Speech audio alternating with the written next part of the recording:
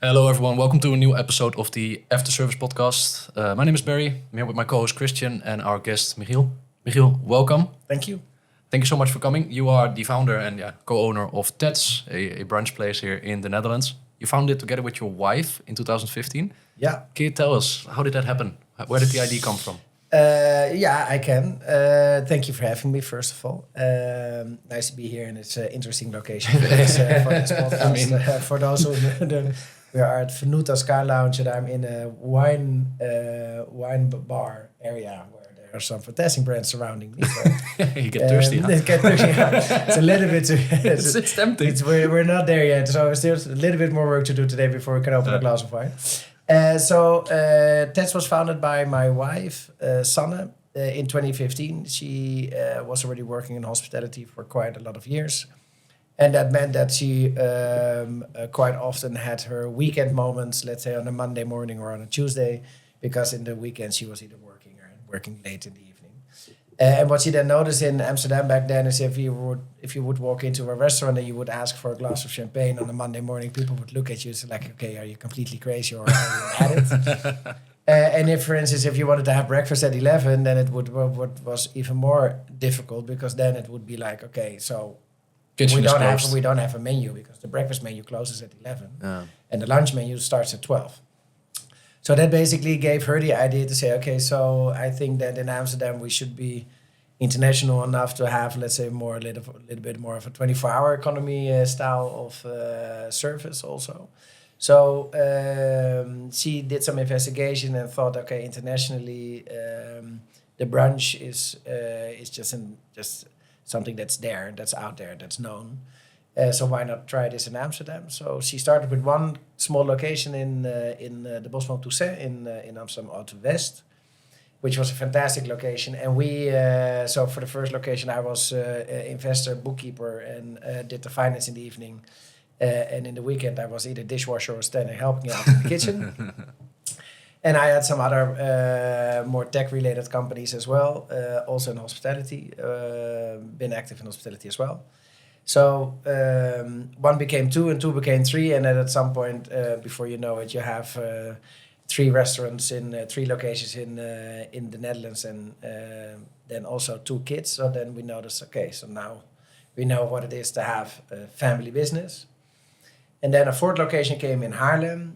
Then we had this conversation that we thought, okay, it might be good to add, let's say, an operational manager, because having not the best sleep with your young children, and then starting to have the phone calls at 6 a.m.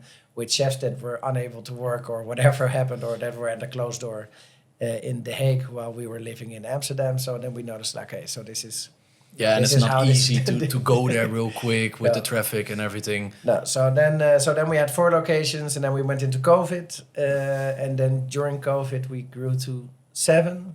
And then after COVID, we were at a scale that we were like, okay, how are we going to combine this with who's doing what and everything? So then we made a decision that Sanne would move out of the operational role. So I took on by 2022 everything that's regarding operations.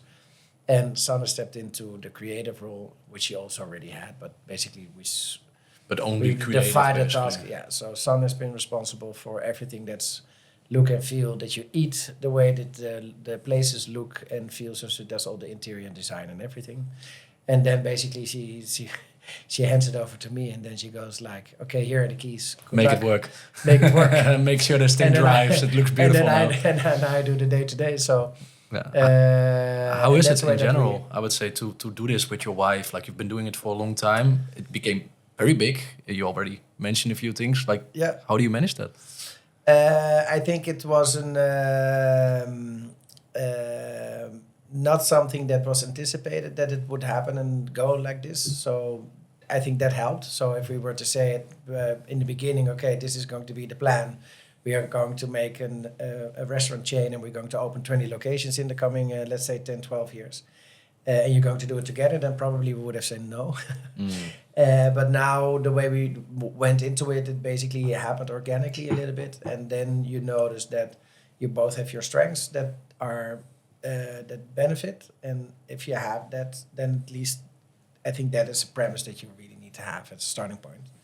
And then if you have that, then it's really nice then to have something that you both know that where you're working on, and you get good insights and where the other can be really of benefit in the... Yeah, and as you just mentioned, you also just put both yourselves in your strengths, have your own part. Yeah, I guess. So we have had kitchen management moments on the kitchen table, where we were like, okay, so if we're going to do this again for another few years, then probably we'll have still have 2 kids. We'll probably have more restaurants, but we won't have a marriage anymore. No, exactly. So and now you notice that the larger you get, the more easy it already is, because you surround yourself more and more with people around you. You get to delegate stuff basically as well. I guess there's also a lot of benefits to it, right? You know each other really well. You know you can trust each other, for sure, and you can talk things out over the table when you eat together. And for me, it's really if people say, okay, so how do you define things? It's like, for me, it's like, so she is, and that's also for, let's say, the rest of our management team, they know she's the end boss. Because at the end she decides. So she says yay or nay on the new menu, or are we going to do a location? If she doesn't feel the location, then it's a no-go. Yeah. And then that also makes it for her in a way that she basically can still feel that the concept, and as concept owner, that everything is still the way that she thought of that it should be. But then she has sufficient trust in me and the rest of the team that basically when she did her part, and that she can then transfer the remainder of the rest of the activities to me, and then also say, okay, hey, then I really step out of it. Because what's for her, because it's her baby, initially when there was basically a faulty review or whatever, then she would go like, okay, how can this happen? And at some point you need to take it very personal, of course, as well. And at some point you need to think about, okay, so is this something that is process related? Is it an initial incident that just occurred once by faulty staff, or something that just because we are in the service industry 7 days a week, 63 days a year, because we are only closed at first day of Christmas and King's Day in most locations. So of course there are things that go wrong.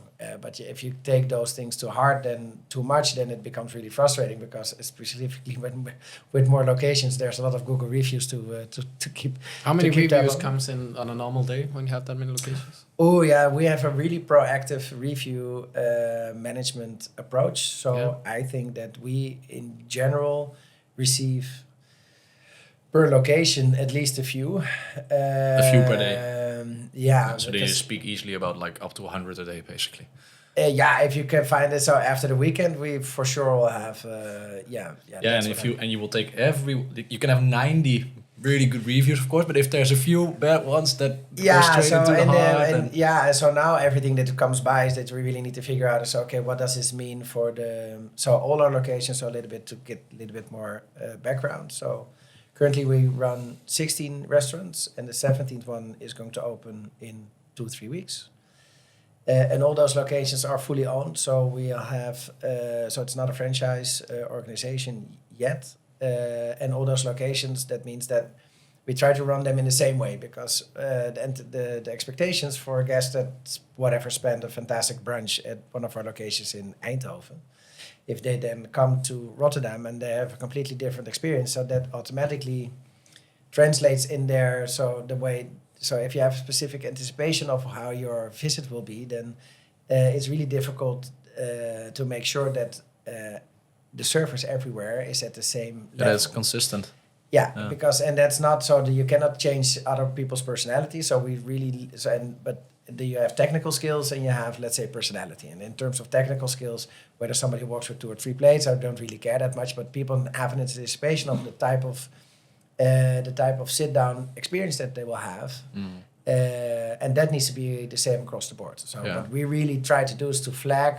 So is there a problem somewhere? Did something go wrong? What can always happen? Or do we feel that the way that we thought of that the test experience should be, is that lagging in that location? How do you then approach that in general, like the consistency across the board? Because indeed, every location you add, it becomes more complex. Also the same with the food, of course. So so the operational side, that has some, let's say, from logistics to whatever, to make sure that you start with the same menu on the same location, at all locations at the same way. That's always a nice puzzle.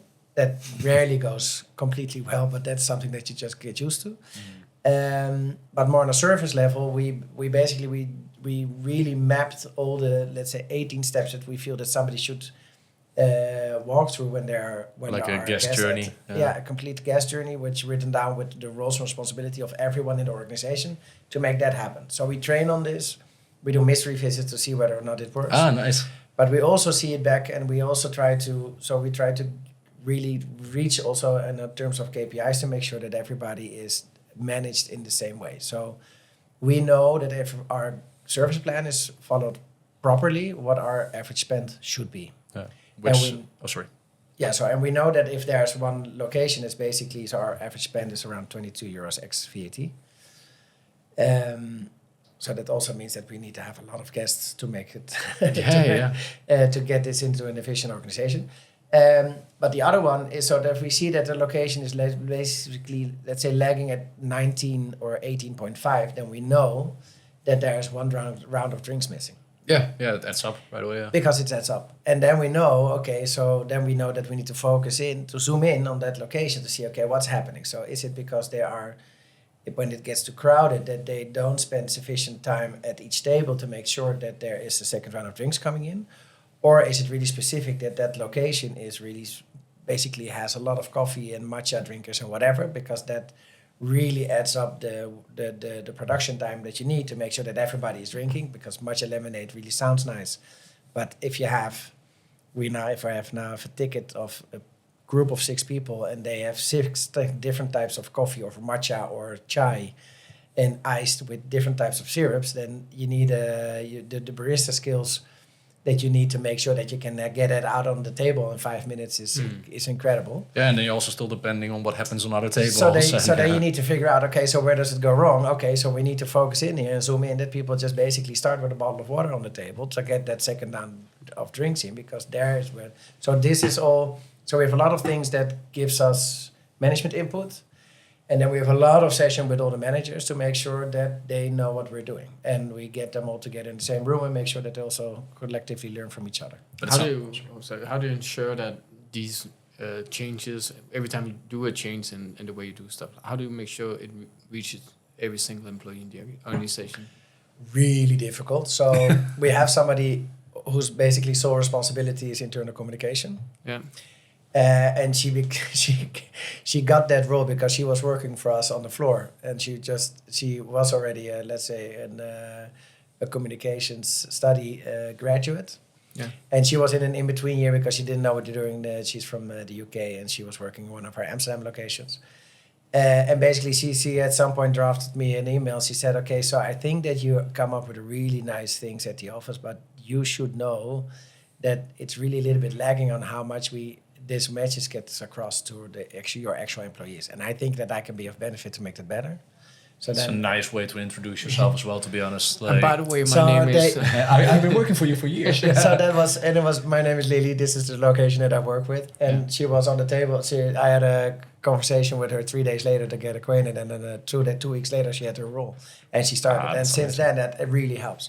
So we use tech. Yeah. We did a lot with WhatsApp, and then we noticed also in terms of let's say the younger generation really shuts off and doesn't want to mingle personal and business communication, which I can gather. So then we thought, but they don't respond really well to their email as well. So how do you then go about, because calling is even the worst type of communication with young people at this moment. They're just scared of their phone. Yeah. So we now went into a service provider called One Team, because they give us, they have a good messenger service. You also have learning and stuff in there, right? And they have a good learning. Onboarding. Yeah, so basically everything that we can, all the SOPs that we can make, we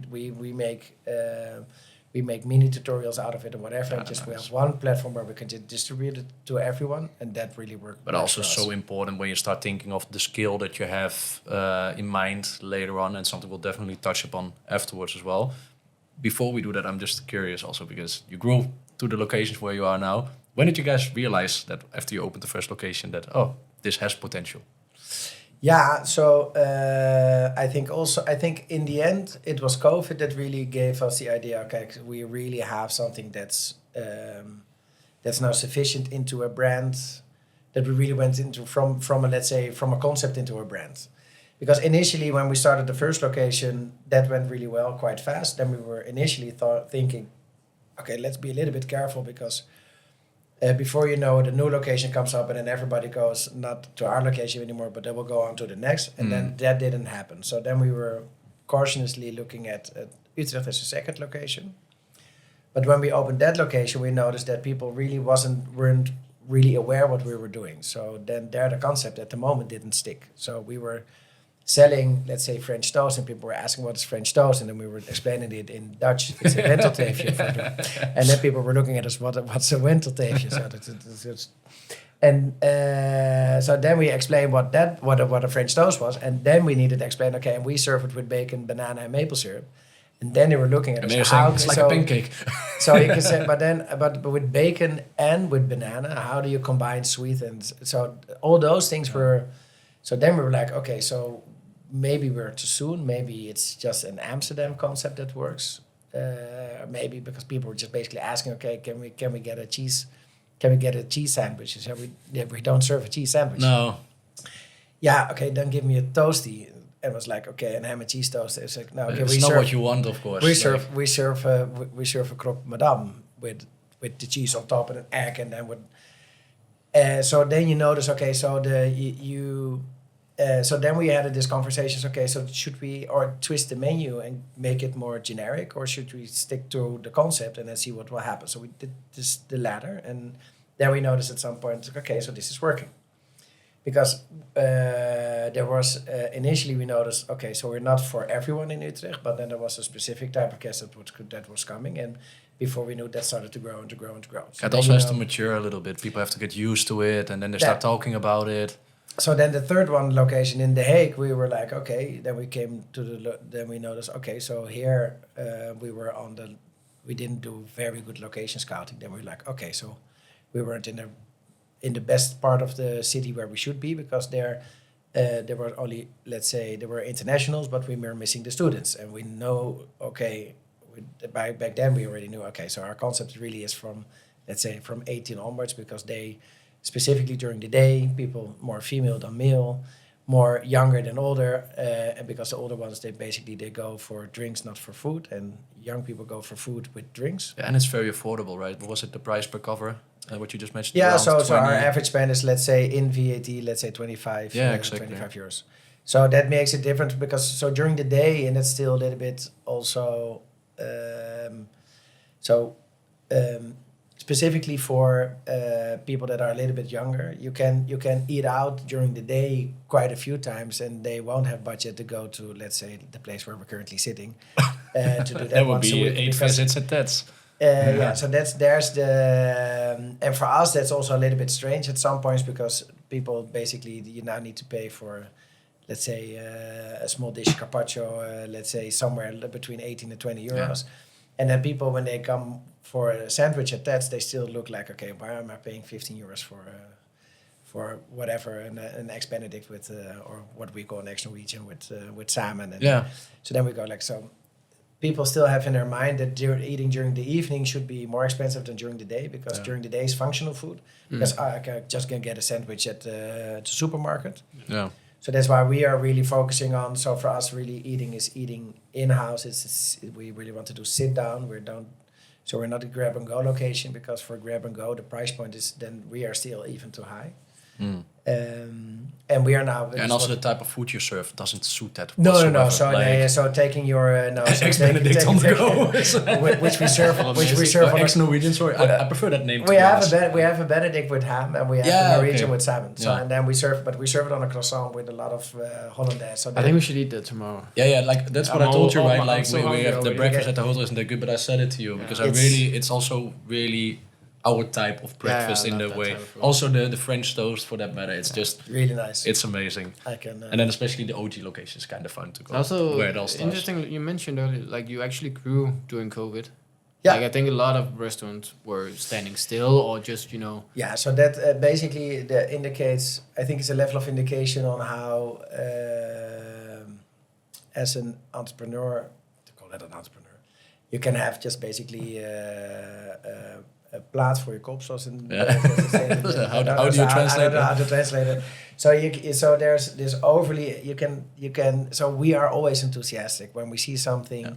So the overarching idea from my wife was already in the beginning to say, okay, everybody deserves to have a Tats in their neighborhood, because you always have these ideas that when you had a rough night or whatever, when you have some time in the morning and just want to have something nice and good to eat, that you want to have a place such as Tats in the area. So when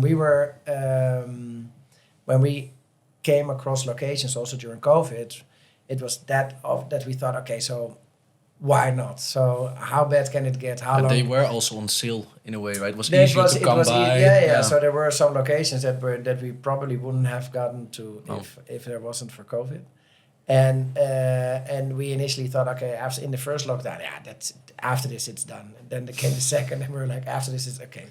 And then after the second one, we thought, like, when the third one came, it's like, okay, let's not anticipate No more anymore assumptions. when is going to be finished.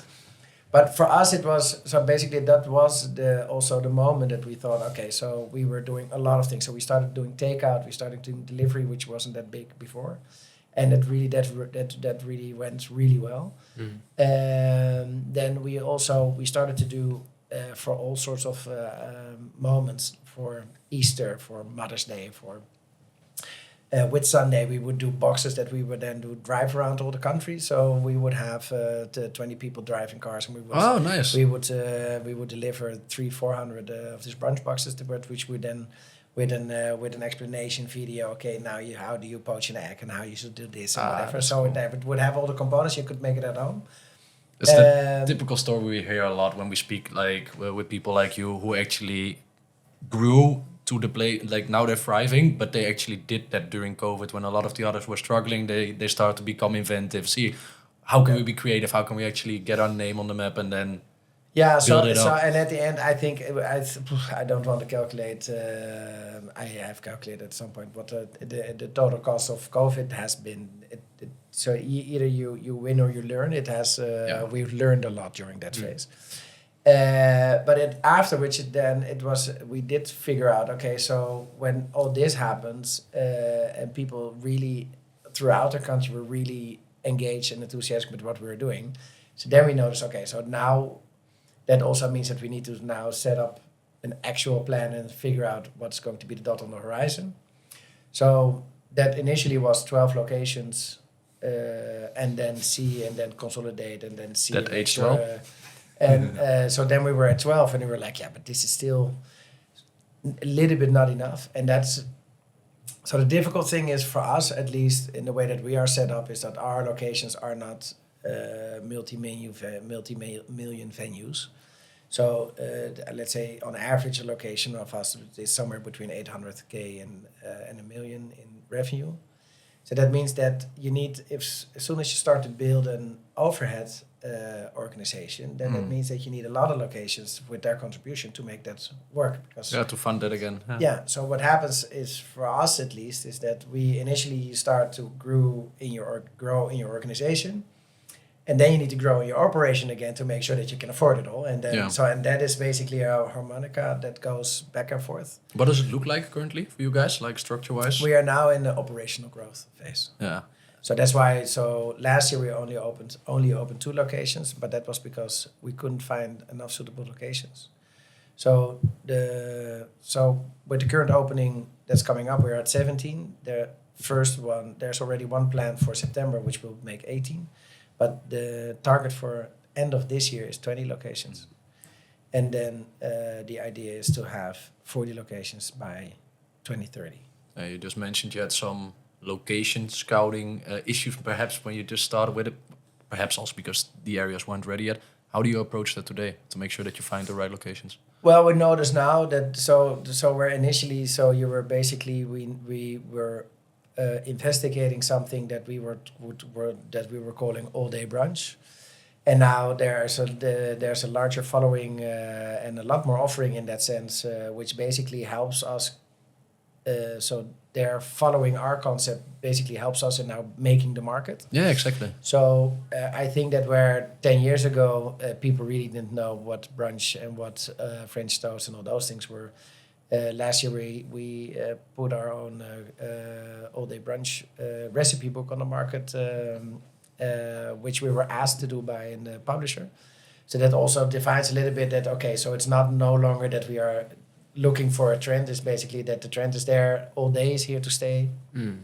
So that also means that we can basically see, okay, so for those areas that have at least an X amount of inhabitants and where we feel like that there's a good mix in terms of personas, because we do feel that we thrive on, let's say, not a homogenic group. So it needs to have, it works in one of our locations, it works that you always see that there are some internationals there. There's some, because there's always somebody then having weekend. So if we have a very corporate environment where everybody's there coming in at for, let's say, morning coffees to go, and they want a business lunch at 12 and they're gone again at 1, that really doesn't. So then for us, the mix is not really working for the concept that we want to do. And our concept is really every day the weekend. It's the feeling that we want to give everyone. So also one of the things that we check, that I check every moment that I step into one location, is the music not too soft, because it needs to be a little bit too loud.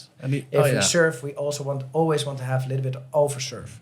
So if you're not to be, so people don't need to be too picky with their Hollandaise sauce, which is on the because you're having weekend. It needs to be it needs to be It's so cheat day basically. Calories don't count. That's a really bit. That's to use music actively to, like, at some points, for example, extend the amount of time people are in the restaurant and turn it up if you want people to move through it quicker. Yeah, so but I think that's a different type of.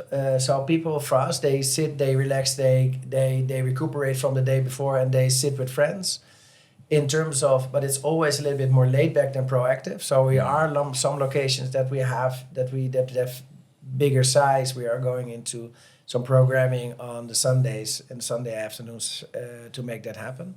But we wouldn't really go necessarily really into the evening. So when the terrace season now starts, we from the 1st of May will have our evening openings, which is basically that we don't close at 5 anymore, but at 8 for the weekend days. So Thursday, Friday, Saturday, Sunday. You do that at all locations? Almost all locations, because there are some lagging because they don't really have a good terrace. So then that doesn't really work. That makes sense. But for the terrace location, we were having fantastic terrace locations where people then at 4:30 last round, and then the whole city would be full, and we were just going, and we're like, what are we doing? But we also then figured out, because our initial start was 7 in the morning till 7 in the evening, and then we would be open for 12 hours. So then at some point we went from 7 to 9 or to 8 at some locations, depending on where they're situated, because we noticed breakfast in the Netherlands is really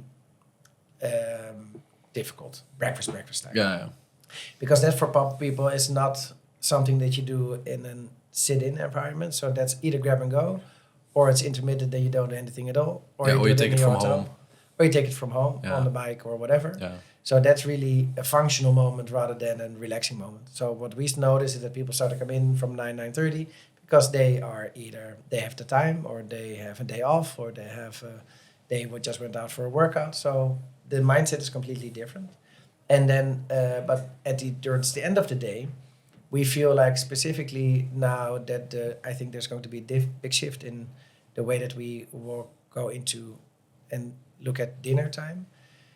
Because of the increase in prices, I think that there's going to be a lot of restaurants that either going to be focused and full and really good for the evening. So starting 7:30, and then have a sit down where people went into 2-3 shifts a few years ago, with this increase in prices. I think it gets a little bit too difficult to basically say, okay, it's going to be 100 per cover, and you are outside again at 7:30, because then at 7:45 we have the new group coming in. Yeah, exactly. And you also with the staffing then you go cost, like, of okay, course. so it's okay to pay 100 euro per cover and have a fantastic evening.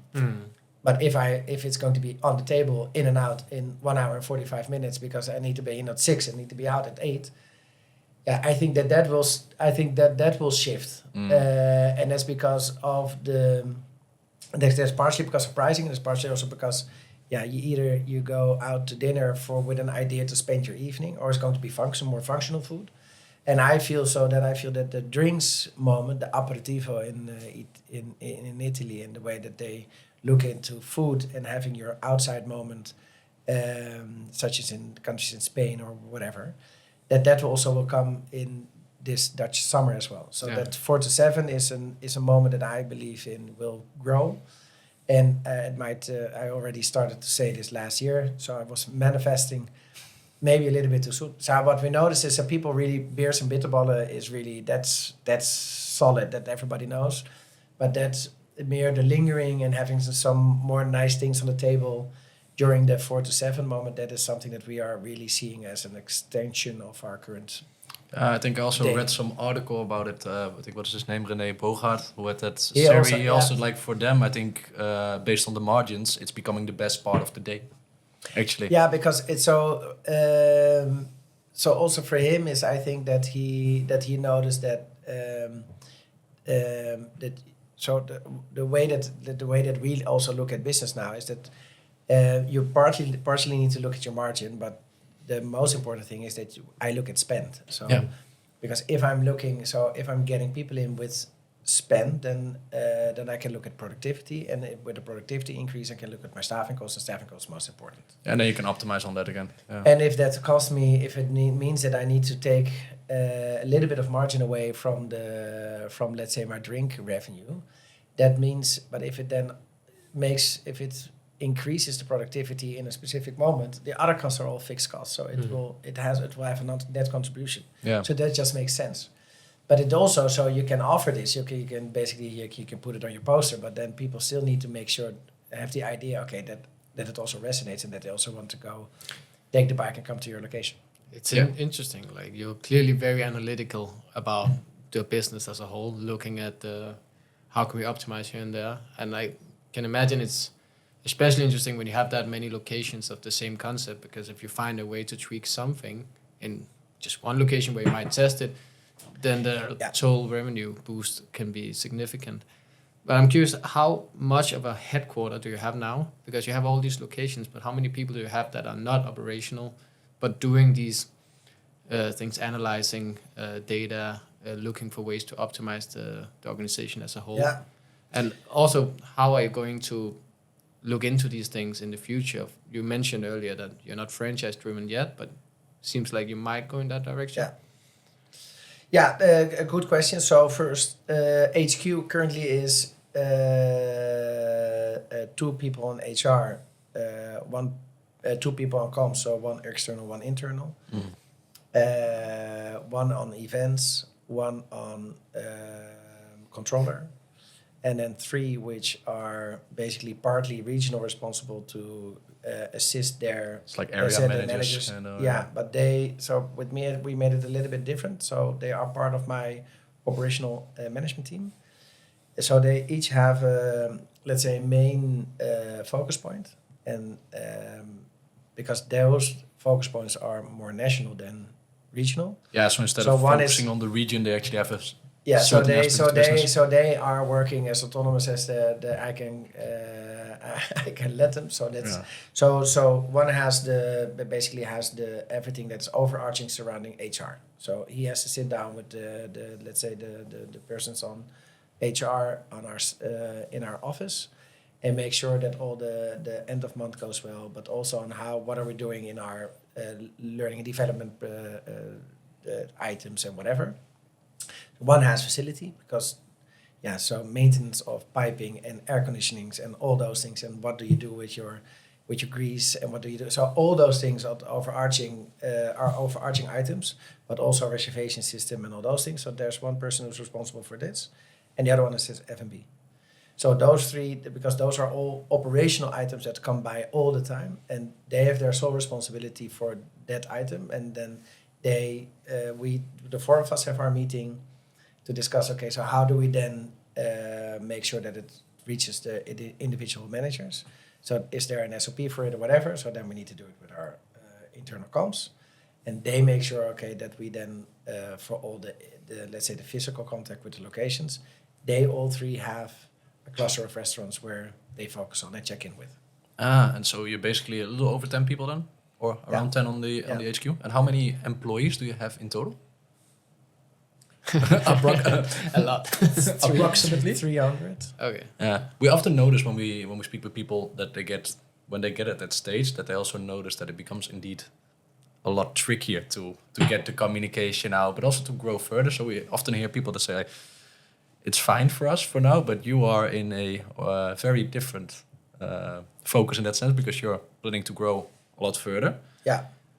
I'm also curious, did you have a playbook for these positions as well? Or did you just do one day at a time and then you and your wife realized we need someone to look at this and then you hire for the position? Or did you know, like, we're following the structure, so we're going to do this position, then this one? So initially you look for a jack of all trades to assist you with everything. And then you notice, okay, then everybody's working on everything and that doesn't really work. So then you start to compartmentalize. Yeah. To make sure, and then from that you start. So that's what we did, let's say, in our 22-23 period, because then there were a lot of things happening. You reopen.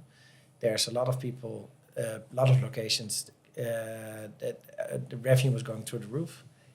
Everyone was struggling with staff, because back then it wasn't even the shortage of staff, because that came 23, 24, but in 22 there was sufficient staff, but people just technically couldn't work anymore. At some point, I had conversations with a lot of fellow restaurant owners, that everybody just working. So the having again how it works to have 300 covers during the day with 5 seatings and making sure that that you have oversight and all those things. People were drowning initially in the first months. So then also the way that you then also your management scope is different in that initial phase. So then. But the period, let's say 23, 24, then we've done, I think we went through 3 different types of trials on how to grow in this multi-regional approach. But what we notice is that, so initially in the startup phase, in the first month, so I do all the building and construction initially and make sure that everything is done in the way that it needs to be done in the setup. So that means when we're opening a new location in Breda, for instance, then the first 3 months I'm in the car, it's 5:36 in the morning to make sure that I'm there, start up with the people. You go every day, basically. Every day. Oh. And then I go back to the office. But then at some point when you're open, you do your handover to your location manager, and then that location manager needs support. But if you do that location manager support by somebody who's basically, that needs to be somebody who needs to be hands-on, but not take over. Oh. So that's a really difficult role, because otherwise your location manager starts to call for everything. But it needs to be somebody that when he's there, and specifically when it's a location where the location leader doesn't know yet as well to how to do our service plan, that needs to be able to step in. So it's really an operational role, but it shouldn't be two captains on one ship for that location. So that requires quite a different specific type of person. Which is different, I think, as soon as you go into, let's say, franchise, because then you're far more doing checks and balances on how people are performing, and then giving them, it's their responsibility. Yeah, they have more freedom or like more ownership. In It's a way, right? and whether or not if they don't show that ownership, then that's basically their below the line result. Yeah, exactly. Yeah. And the only thing that you can do as, let's say, a franchisor is that you basically can say, okay, hey, it's because you're doing this and this and this wrong. Yeah, So exactly. you can give them pointers, but you need to let them go. And here, when we let them go, and if it then doesn't work, then it's our fault, because. So I had a conversation with this recently with a location that where something went wrong in the weekend, and then we ended up with having a location with let's say the area manager saying, okay, hey, but it's your fault, because what he did wrong, you should have anticipated, but it's also. I also did wrong because I should have managed you better about it. So at the end, you can only look at yourself. So that's... And it's also important to keep doing that, right? Like to always just take that. Like that's the only way. Exactly. I'm curious though, because everything you do now, you own, or like the company Tats owns it. Why did you decide to go into franchise? Well, so so at some point, I always, so if you look back in interviews that I've given up to, let's say, beginning of this year, I always said, okay, there's an ambition for 20 locations per 2026, period. And then I need to revisit the organizational model because then I don't know what I need to do in the organization to make that manageable. Because then I either need to expand in terms of, because at some point it's not just expanding in regions, saying, okay, we have an additional region. Because also the main rules, so HR for, let's say, 25 locations is different than for 15 locations. So also the main rules will start to differ because just the scope gets too big. And operational things like, small things like the cash handoffs and end of day reports, the checking of those I do those now mostly on the Tuesday nights. Is my admin night still. But if I get those envelopes for, let's say, for a week for 17 locations, 170 envelopes. At some point, if you get towards 250 envelopes, it's a role in itself. So all the things you need to revisit is because scale at some point becomes has a managerial impact, but also operational impact. No. So that's why I said at some point I need to consider franchise as an additional way to start grow, because then there's a lot of things that you can teach to people. But you can do a harder handover on terms of, okay, so then you do this. Please follow my guidelines, but this is you. Yeah, but it's less coming back at you, of course, and then you mainly Your focus on role starts to systemization. differ, so you can basically say, so it becomes a whole new, let's say, the different operational item on our organizational group, but it really works to have, to basically say, okay, this has its own dynamics, it has its own things that we need to manage on, but someone can manage that. And if that person has a problem with a light bulb, he's not going to call us. And if there's somebody, an employee, looking at the dishwasher and it doesn't work because somebody took out the plug out of the socket, that are actually things that happen now. Exactly, because you don't come up with something like that randomly. Those things happen. So that needs different types of management than the other one. So that's why we said, okay, and we now feel, initially we always said no to franchise because we also felt, okay, is the concept there? Is it still a concept or is it already a brand? And now we also feel that we have written down everything. All the SOPs are in place. The way that we feel that things should be done is written down. So now we also feel like, okay, so then if we now can find people who are as enthusiastic about this concept and this whole brunch idea as we are, then it's ready. It's ready. Must be a bit scary though, as well, right? To kind of. Now the only thing is I don't. It's something that you have even less control. Yeah, exactly. Because that's for me. So I can now, I can give an idea that can say, okay, hey, next year I'm going to open 4 locations, and all the things that I need to do to open 4 locations, I can do myself.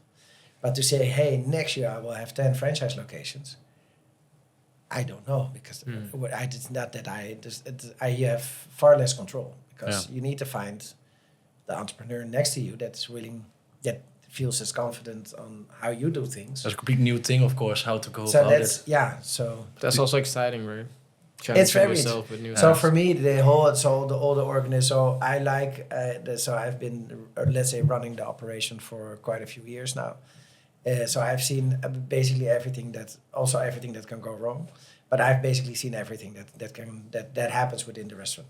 So for me now, what triggers me and makes me enthusiastic again is to figure out, okay, so how are we going to now solve the puzzles?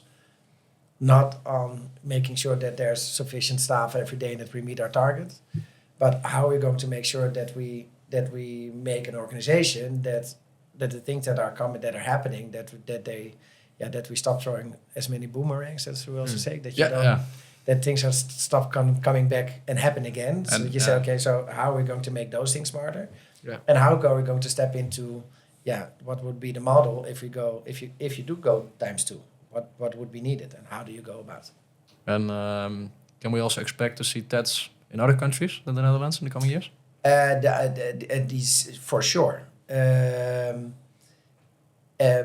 only thing that we are not really certain on is the way how. And whether you go franchise or maybe do a location yourself first. Yeah, so I feel that I don't have the confidence to basically say, hey, I know how hospitality works in Belgium to have such a clear sense of it that I can say, okay, so I know that that would work, because I honestly don't know what would happen there in terms of staffing and structures and whatever. So you need to have either need to have a partner to have that specific knowledge, or you need to have let's say the room that you can learn sufficiently fast enough. You need to have make the sure that you can do it willingness to yourself. spend some time. That's the main thing we hear a lot also from, we spoke with some Danish companies who went both to Norway and the UK, and the general thing, what it just keeps coming back to, it takes time and a good amount of money, but also the concept might need to be tweaked a tiny bit based on what people like there or how they behave.